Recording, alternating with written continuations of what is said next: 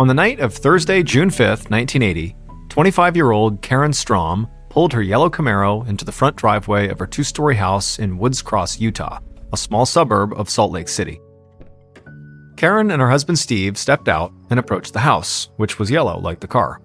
And that was not a coincidence. Karen just really loved yellow, and Steve had been more than happy to go along with her when they bought the place. The two of them had just come from dinner, and when they were all dressed up for a night out, some people found it hard to believe that Karen and Steve were just this average couple who lived in a small Utah suburb. Instead, they thought the pair looked more like a Hollywood couple. Karen had long blonde hair and light eyes, and she always looked right at home behind the wheel of her sleek sports car. Steve was tall with red hair and a red beard, and whenever they had their photo taken together, it was like they knew exactly how to pose. However, despite what some people thought about them based on their good looks, those who actually knew Karen and Steve understood that they were just like most young people in the area. They worked hard at their jobs, they talked about starting a family one day, and they loved living in the safe, secluded neighborhood not far from the beautiful Wasatch Mountains. Karen and Steve headed inside the house, and Karen turned on the TV, and then both of them sat down on the couch to watch. But while Karen leaned back and got comfortable, Steve couldn't seem to settle down. They'd gone out to dinner to celebrate both Steve's 27th birthday and also their 7th anniversary. Now, Karen was ready to relax for the rest of the night, but she knew Steve couldn't really do that. Because he still had to go to work that night. He had a late shift at a local factory that went all the way until 7:30 the following morning. So, as Karen sat there, Steve tried to sit for a little while, but then just began getting up and collecting things he would need for work, and then he would come back to the couch, but would be anxious and get up again and get something else that he would need for work. Now, Karen knew that Steve would much rather finish the birthday and anniversary celebration at home with her than go to the factory. But the truth was, Karen actually couldn't wait for Steve to go to work. Because even though she'd gone out with Steve to celebrate and she was now laughing and chatting with him on the couch, in reality, Karen didn't want to even be in the house with her husband anymore, and she'd felt this way for months. Karen and Steve had been high school sweethearts, so they'd been together since they were teenagers. Back in school, Karen had been outgoing and extremely popular, while Steve had always been quiet and a bit shy. But when they'd met at school, they'd gotten along right away, and they had fallen in love fast. So in 1973, not long after they'd graduated from high school, they got married, and then they moved into a small apartment together and began their lives together. And for a time, the marriage had been everything Karen had dreamed of. She and Steve weren't rich by any means, but they were smart with their money, and they had eventually saved up enough to move out of their first small apartment and buy the yellow house that Karen had loved so much. And back then, the two of them had seemed like partners in everything. They had the same goals, and they truly supported each other. But the longer they stayed together, the more Karen had begun to see a side of Steve that was nothing like the reserved, caring man she fell in love with. Because Steve had begun drinking a lot. In fact, there were some nights when Steve and Karen would go out with a couple they were friends with, and Steve would get so drunk that Karen and the other couple would have to literally carry him out to the car. And then they'd have to carry him from the car to his bed when they got back to the house. But as much as that upset Karen, she didn't even consider those nights to be the worst nights. Because sometimes when Steve drank, he didn't just get sloppy, he got angry and aggressive. And when Karen's sister and friends had started to worry that Steve might be getting violent with her, Karen would defend Steve, saying he was a good guy who just had some bad nights sometimes. But finally, about 3 months before their 7th wedding anniversary, Karen couldn't take Steve's heavy drinking and mood swings anymore, and she'd made what she considered to be the hardest decision of her life. She told Steve that she wanted a divorce, and she'd started spending most nights at her stepmom's house. Even though they were now separated, Karen still went out with Steve sometimes. She still came by the house to see him, and she would even sleep there with him some nights. She knew Steve hoped that meant they could maybe patch things up, but in reality, she just didn't see any hope for their marriage anymore. Back at the house, Karen continued to watch TV, anxiously waiting for the moment when she could be alone and go to sleep by herself in her old bed. And a little after midnight on June 6th, Steve finally said it was time for him to go to work. So, Karen got off the couch, walked with him to the front door, and Steve gave her a kiss. Karen told him to have a good night at work. She said she was going right to bed, and she would see him in the morning when he got home. And once Steve was gone, Karen did head right down the hallway to the bedroom, changed out of her clothes, and climbed into bed. However, she had so many things running through her mind that she couldn't sleep. As upset as she was about Steve's alcohol issues and her crumbling marriage as a result of those issues, this relationship was basically all she'd known since she was a kid. And part of her did still really love Steve. She knew that was why she had not been able to fully walk away yet. But as she lay in bed, Karen felt sure that even if leaving Steve for good would be challenging, it was something she just had to do. And she just had to finally make a clean break and stop staying at this house altogether. She had to start living her own life somewhere else. About 8 hours later, around 7:30 a.m. on June 6, 1980, Steve unlocked the front door of the yellow house, walked inside, and headed right to the bedroom. Steve felt exhausted from his overnight shift, and he couldn't wait to get some sleep. He'd called Karen before he left work, but she hadn't answered, and he'd seen her yellow Camaro still parked out front, so he figured she just hadn't woken up yet. However, when he opened the bedroom door, he froze right there in the doorway. The room was completely trashed. The small TV had been knocked off its stand, one of the bedside tables had been pushed over, and the bed's brass headboard was broken. Then Steve looked down at the floor, and he began to scream, because there, on the ground, sticking out behind the bed, was Karen's feet. Steve ran into the room, hysterical, shouting Karen's name, but when he got to her, he saw that she was totally motionless, just laying there in a t-shirt and her underwear. He crouched down and tried to get her to wake up, but he could tell very quickly that she must be dead. Steve stood up and the room felt like it was spinning. He stumbled outside, made his way to the phone in the kitchen, and dialed 911.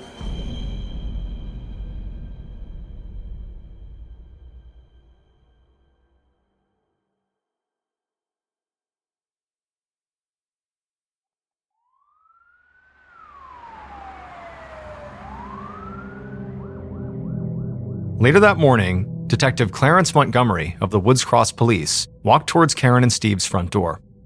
He was responding to a call that had come into the station that said a young woman, Karen Strom, had been found unresponsive inside of her home. As he approached the door, Detective Montgomery saw a uniformed officer standing in the front yard, along with a red-haired man who had his face buried in his hands. Montgomery walked past the red-haired man and the uniformed officer and walked into the house. There, he connected with another uniformed officer who'd arrived first at the scene, who would tell Montgomery that Karen was deceased. And then he led him down the hallway to the bedroom. At the threshold of the bedroom, Montgomery slipped on a pair of gloves. Then he walked inside, and right away he noticed the TV on the floor and the broken bed.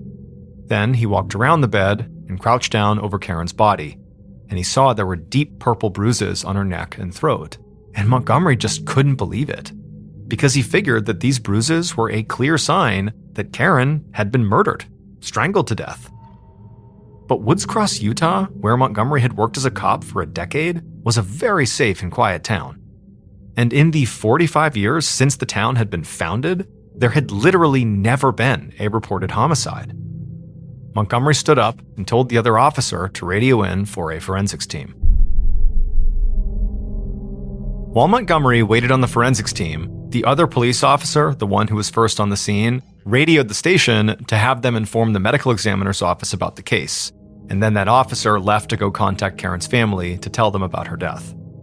So while that was happening, and while Montgomery was just waiting, he just did a complete sweep of the bedroom on his own. Now, despite having never handled a homicide case before, Montgomery knew instinctively that for the room to look like this, to be in complete disarray, could indicate that perhaps a robber was here and had ransacked the place, in addition to, killing Karen.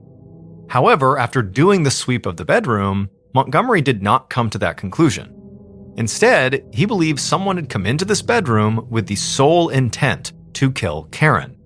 And the broken bed and the TV on the floor meant one thing: Karen had put up a real fight for her life. So Montgomery went back to Karen's body, and what he saw now seemed to support his theory. The detective found scratches on Karen's arms that looked like defensive wounds, and he also saw that parts of her fingernails had broken off. Not long after Montgomery had fully searched the room, the small forensics team arrived and they did the same thing. And they came to the same conclusion that Montgomery had, that very likely this was a targeted attack on Karen and that Karen had fought back really aggressively. And so they thought that if that was the case, very likely her attacker then had physical marks left on them from Karen. The forensics team dusted the room and the entire house for fingerprints. They also clipped parts of Karen's fingernails and took blood samples from her clothes to save as evidence for possible testing at the crime lab. So in 1980, DNA testing was still in its earliest phase, and it would be years before police departments would use it in investigations. Still, forensic technicians were aware that advances in investigatory technology could happen fast, so they would often collect evidence that they knew they couldn't really test yet, in the hope that maybe at some point in the future, if a crime remained unsolved, new technology and testing would make that evidence viable.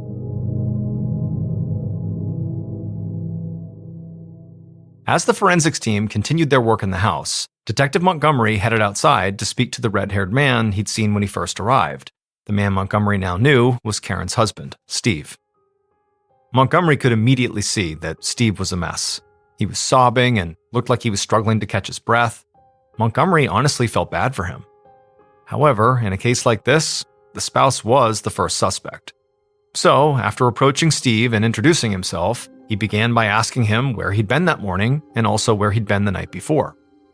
Through tears, Steve told Montgomery about his and Karen's dinner, how he'd left her to go to work at the factory around midnight, and that he'd gotten back home around 7:30 that morning.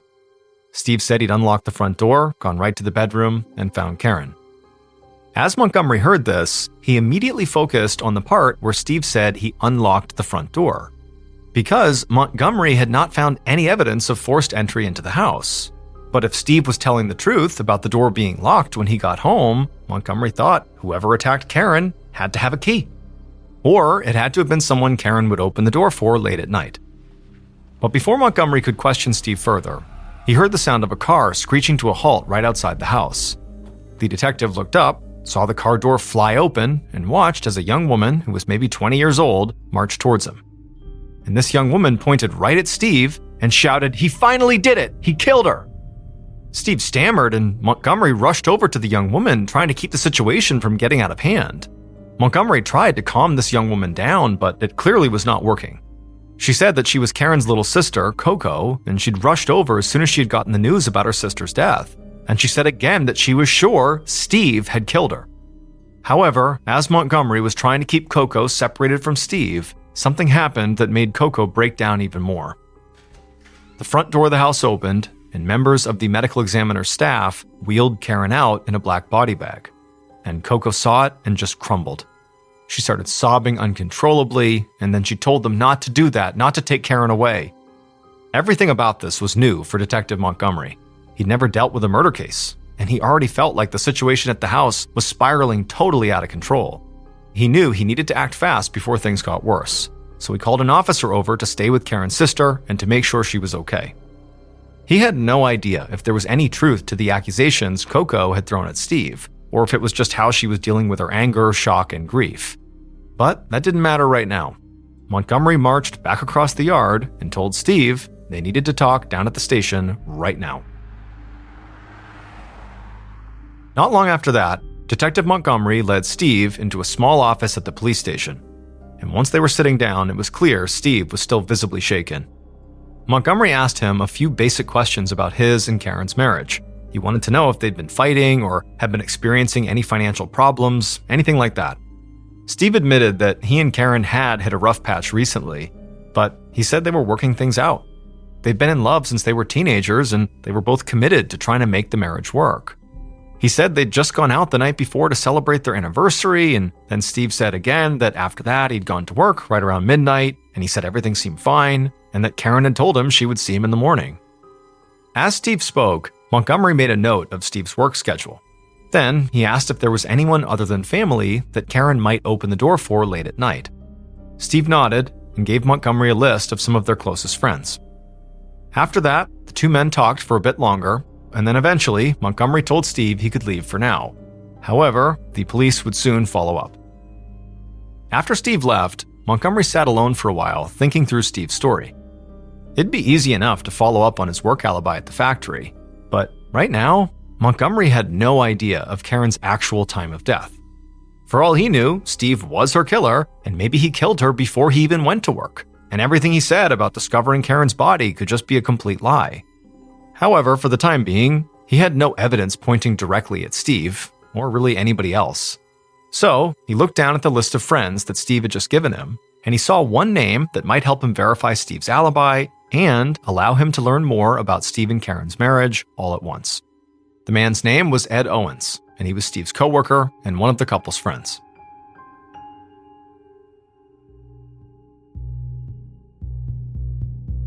Late in the afternoon on June 6th, so several hours after Karen's body had been discovered, Detective Montgomery sat down with Ed Owens in an office at a factory in town.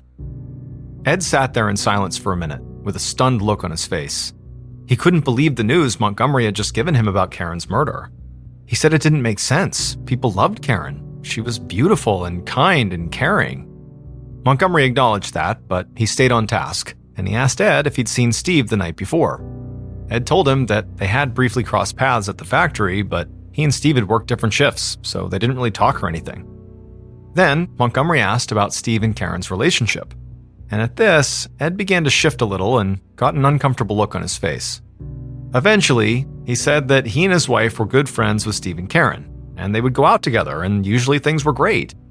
But sometimes, Steve would drink really heavily to the point where they would have to literally carry him out to the car and even carry him up to his bed on occasion. But Ed was quick to say that despite his alcoholism, Steve loved Karen more than anyone, and that Steve really was a good guy. After Montgomery finished with the interview, he tracked down Steve's manager, who did have a record of Steve clocking in and clocking out at the times he had said. And also, several other employees vouched that Steve had worked the late shift. But again, this didn't really prove anything to Montgomery. He needed to know a time of death to know if Steve showing up for work really was an alibi or not. Like, he could have killed her before he showed up for work. Over the next couple of days, Detective Montgomery and his small investigative team interviewed Karen's friends, family, and coworkers. And a pattern quickly started to emerge. Almost all of them said similar things to what Karen's sister Coco had told police. They had worried about what Steve might do to Karen after he'd been drinking. And some of them said they'd even seen bruises on Karen that clearly she had tried to cover up. This felt like a big discovery to Detective Montgomery. If he could prove that Steve had a history of violence towards his wife, well, he could then connect that to the violent attack that led to Karen's death. And in addition to that, Karen's friends all said something else that also made Steve look bad. They told Montgomery that no matter what Steve said about the marriage, Karen had genuinely been ready to end the marriage. In fact, they told Montgomery that Karen hadn't just brought up divorce and gone to stay with her stepmom. She'd actually started dating somebody else, a car mechanic whose name was Buff Bangetter, and Steve knew all about it. This immediately made Montgomery start to rethink his whole case, or at least it made him consider other possibilities. He'd been so focused on Steve because he believed that Karen's decision to move out of the house could have potentially pushed Steve over the edge and led to him attacking and killing her in a moment of rage. And also, finding out about Karen's new boyfriend could definitely have made Steve even angrier. But now, Montgomery also wondered if the man Karen had started dating, Buff, might have gotten jealous that Karen still spent time and even still spent the night occasionally with her husband Steve. And so maybe if that was the case, Buff could have potentially shown up to the house late at night to confront her. And there was a good chance Karen would have opened the door for him and let him inside. So now it was clear that Montgomery had a potentially angry and jealous husband and a potentially angry and jealous boyfriend.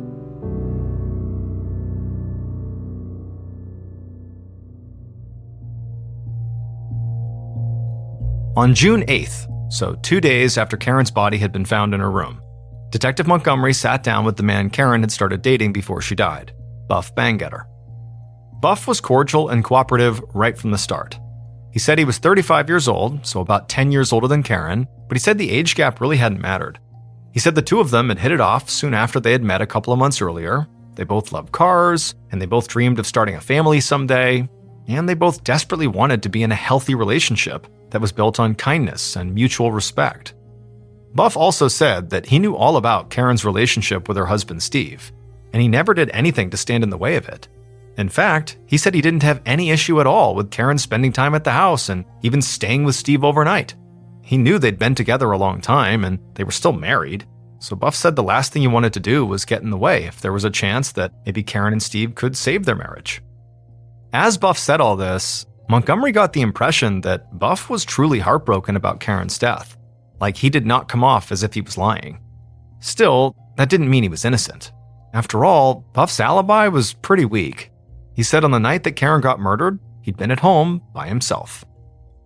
After their talk, Detective Montgomery let Buff go.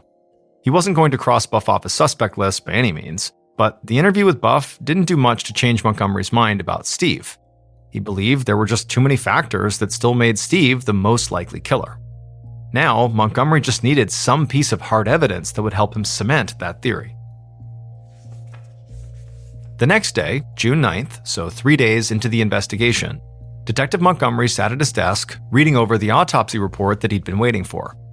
The medical examiner had determined that while there were clear signs of a physical altercation before death, there was no indication of sexual assault.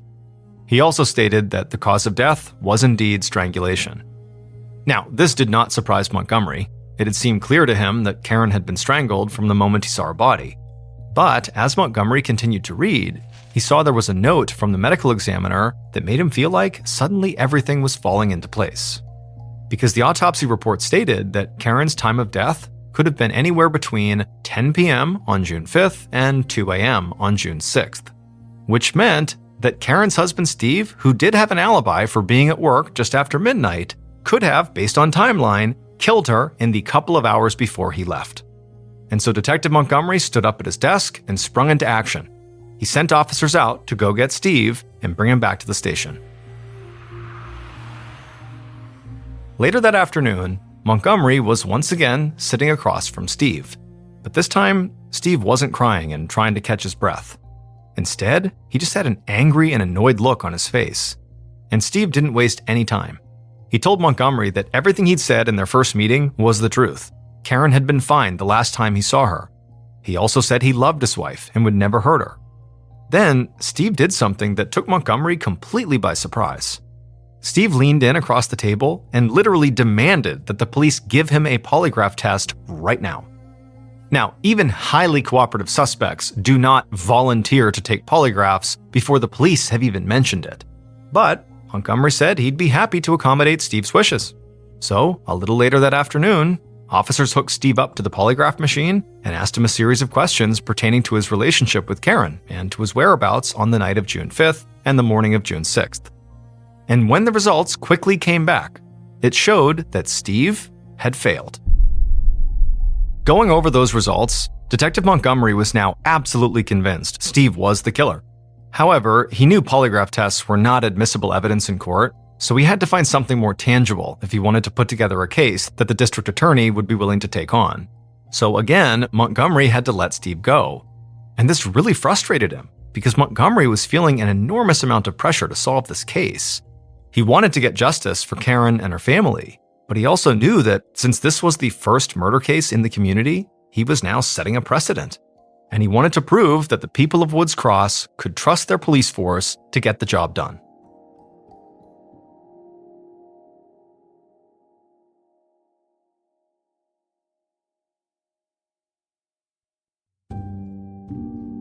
Throughout the end of June and all of July, Detective Montgomery and his team dug deep into every aspect of Steve and Karen's lives. The forensics unit had found Steve's fingerprints all over the crime scene, but of course that didn't help Montgomery. It was Steve's house, so it would have actually seemed more incriminating and like Steve had wiped the place clean if none of his prints had been found. So Montgomery and his investigators interviewed and re-interviewed Karen's sister Coco, Steve's co-worker and the couple's friend Ed Owens, and anybody else they could find who was even remotely close to Karen. And during these interviews, talk of Steve's drinking and potentially violent nature towards her kept coming up.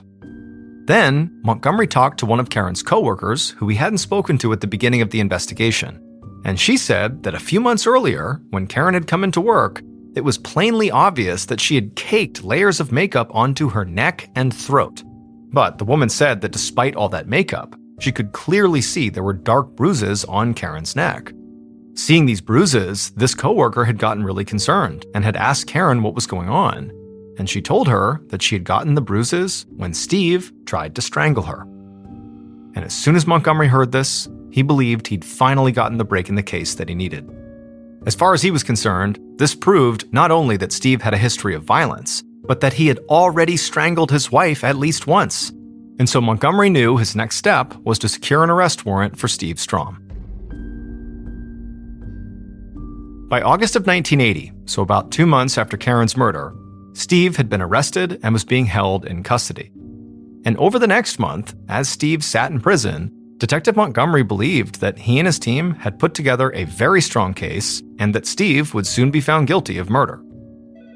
But in September, Montgomery got a phone call at his desk, and he heard the district attorney's voice on the other line. And the DA said he'd just gotten some really bad news. The judge had ruled that the story Karen's coworker had told about Steve strangling Karen was inadmissible as evidence. The judge had determined that witnesses could only testify on what they'd seen, not just what they'd heard. And Karen's coworker had simply passed on information about Steve strangling Karen that she said Karen had told her.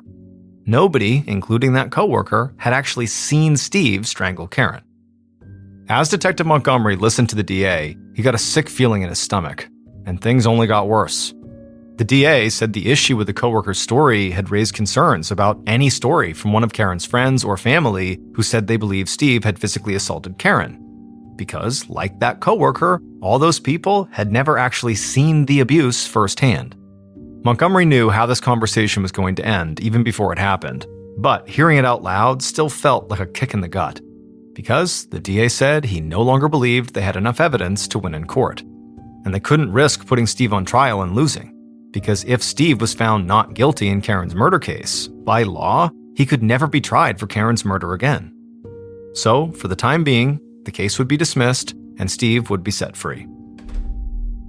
The call from the DA left Detective Montgomery reeling. He knew the forensics team and crime lab had done all they could do at this point. So unless a new eyewitness came out of the woodwork or some new piece of concrete evidence materialized, there was little Montgomery could do to propel the case forward. And as months passed by, nothing new surfaced.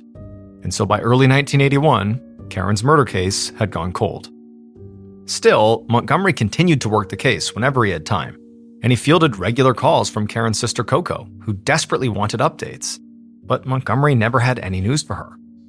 Eventually, Detective Montgomery retired from the force, and at that point, the first reported murder in the history of Woods Cross, Utah, basically disappeared from the public eye. However, decades later, Karen's name would once again dominate the local news.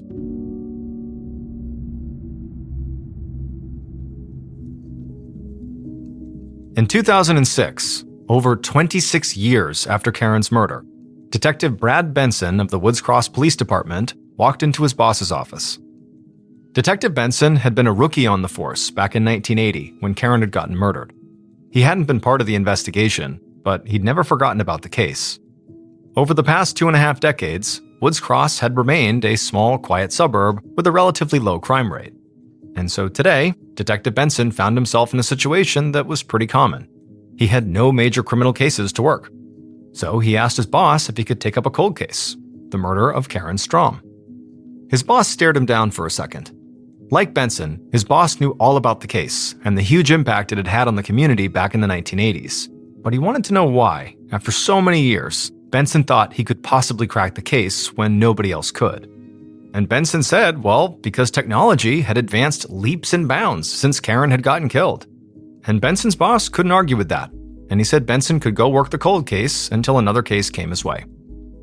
After Benson left the office, he didn't necessarily think Karen's murder would suddenly be an open and shut case, but he knew the original investigators had a strong suspect, Karen's husband Steve, but they just could not put enough evidence together that would hold up in court. Benson quickly made his way down a brightly lit set of stairs into a much more dimly lit basement. And once he was there, he looked over shelves stacked with boxes that were filled with evidence from old or forgotten cases. Eventually, he found a box full of evidence from Karen's murder. And when he opened it, he said a silent thank you to Detective Montgomery. Because it was clear to Benson that before Montgomery retired, he had made sure that all of the evidence in that case was securely stored and cataloged in detail. And within days, Benson was able to send 2 major pieces of evidence to the crime lab for testing: clippings of Karen's fingernails and the underwear that she'd been wearing when she was found dead. Now that it was 2006, the lab could run a series of in-depth DNA tests on those pieces of evidence that back in 1980, those tests simply were not possible. Now, Detective Benson knew that since so much time had passed, there was a chance that any potential DNA samples could have become corrupted by now. but he hoped that the care that Detective Montgomery and his team had clearly shown for these pieces of evidence would mean they were still viable for testing. It would take some time for the results to come in, but in early 2007, now 27 years after Karen's murder, Detective Benson was sitting at his desk staring down at a crime lab report, and his hands were literally shaking from excitement. After reading through the whole report, Benson dug through a file folder and found a phone number. Then he grabbed a cell phone and called it. A moment later, a woman in her mid-40s answered. It was Karen's little sister, Coco. And with his voice shaking, Benson told Coco that after all this time, he finally had the evidence police needed to prove who killed her sister.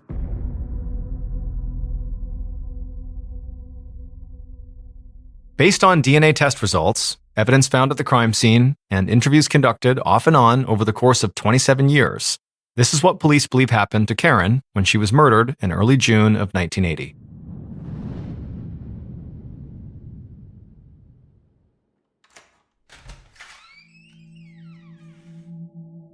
The killer opened the front door of the house and walked inside. It was dark and quiet, and they slowly made their way down the hall towards the bedroom. When they reached the bedroom, they opened the door. In the moonlight shining through the window, they could see Karen lying in bed. But as the killer stepped into the room, Karen woke up, startled, and she sat upright. The killer then moved towards the bed and said something out loud. Karen could smell the alcohol in their breath and shouted for them to get out. But the killer moved fast. They lunged towards the bed and grabbed Karen by her shoulders. Karen dug her fingernails into the killer's arms and gashed them, and the killer stumbled backwards. Karen leapt out of bed and tried to run for the door, but the killer caught her and grabbed her again. Karen kept fighting. The two of them stumbled through the dark room and slammed into a table, and a small TV crashed to the floor. Karen kept slashing at the killer's arms and face, but she just couldn't break free. The killer pushed her back across the room. They knocked against the bedside table, and the killer threw Karen onto the bed. The killer then leapt on top of her, but she just kept fighting back. Both of them hit against the brass headboard, and the two brass bars just broke. Karen kicked and clawed, and she did get away from the bed again, but this time, the killer grabbed her and slammed her down to the floor. Karen felt the wind knocked out of her and she couldn't even move, so the killer pinned her down and tried to sexually assault her. But Karen still fought back, and so the killer panicked and just wrapped their hands around her throat and began to squeeze, and Karen choked and gagged and struggled to breathe until she died right there on the floor next to her bed. After that, the killer stood up, stumbled out of the room in a daze, ran down the hall, out of the house, slamming the door behind them. They ran past the yellow Camaro parked in the front driveway and climbed into their own car. Then they hit the gas and sped off into the darkness. It was still dark out, early in the morning. The killer exhaled and relaxed a bit once they were gone. They knew it would be at least a few hours before Steve got home from work.